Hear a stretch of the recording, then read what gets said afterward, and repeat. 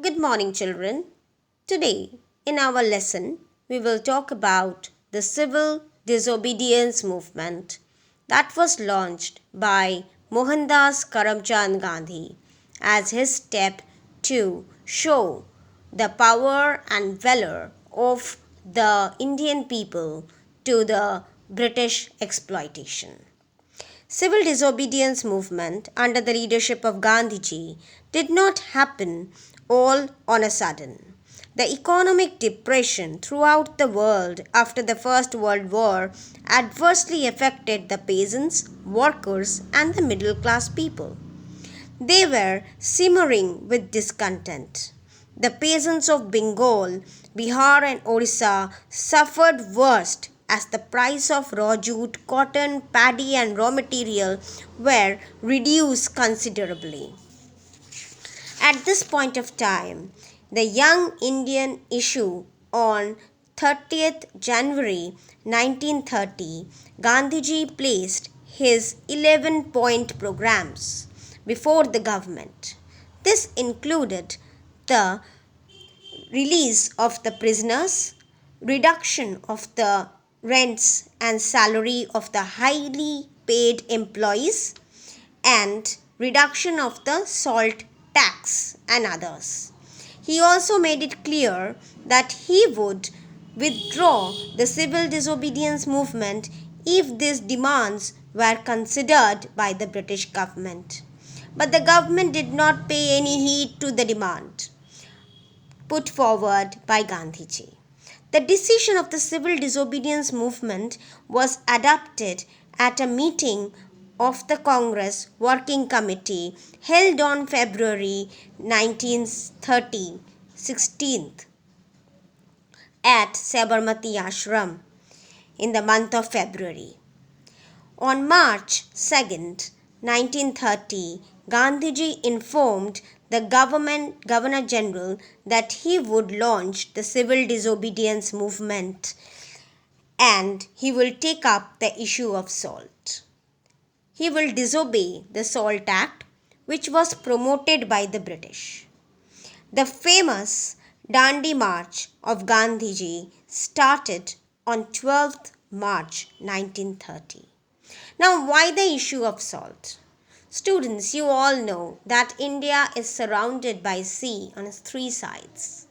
Now, when the availability of salt is there in India, but still the British had the monopoly of making salt, and Indians have to buy the price they issued.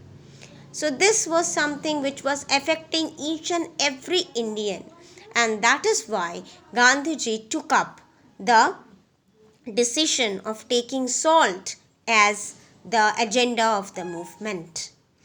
And the production of the salt, a daily necessity of life, was under the monopoly of the British government. Gandhiji reached the coast of Dandi on 5th April 1930, covering 241 miles within 24 days and broke the salt law on 6th April 1930. On this way, civil disobedience movement was launched. In different paths, different ways, the followers of Gandhi launched the civil disobedience movement, and they try to make India more independent. The civil disobedience movement was a historic march, and people from all segments of society, including students, farmers, women, workers, and others, participated in this movement. It drew the attention not only of the whole India but also of the world. The civil disobedience movement became an all India mass movement. Strikes, hartal, boycott of the government offices, schools, and colleges brought life to the standstill. People defied the British authority fearlessly. They refused to pay taxes or buy foreign goods. A significant aspect of the movement was that it was truly a non-violence in nature. Women too participated in the movement. The government came down with severe repressive measures, but this did not deter the people. Important leaders, including Jawaharlal Nehru and Gandhiji, were arrested.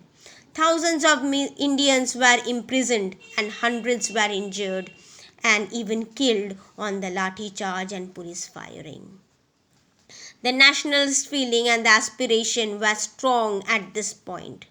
The British realized that tangible reforms were therefore necessary to pacify the people of India, who now understood how to fight for their nation under their great leader Gandhiji.